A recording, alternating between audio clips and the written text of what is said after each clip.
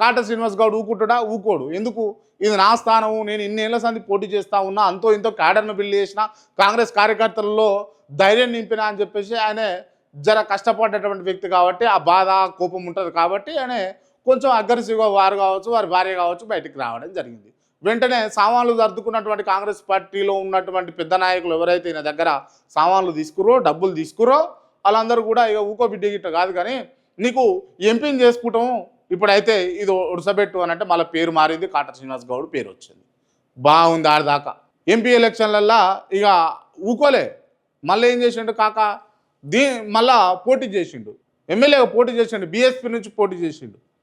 ఇవాళ బీఎస్పీ నుంచి ఇతగాడు పోటీ చేయకపోతే ఎమ్మెల్యేగా కాటా శ్రీనివాస్ గౌడ్ ఉంటున్నాడు.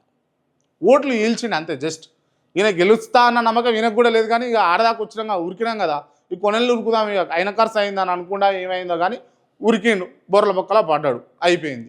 ఈ బొర్రల బొక్కల పడ్డాడు మళ్ళా లేపిరు. ఎందుకు లేపిరు? 100 కోట్లు ఇచ్చిండు కదా, 100 కోట్లు మళ్ళీ ఇచ్చినప్పుడు ముక్కు వింటారు కదా ఎవరన్నా ఒకరు. సో ఇక ఓడిపోతే ఓడిపోయిన బిడ్డ అని పోయి తీసుకొని పోయి రఘునందన్ మీద నిలబెట్టి అయిపోయాయి. ఇక ఇంకేమున్నది కథ.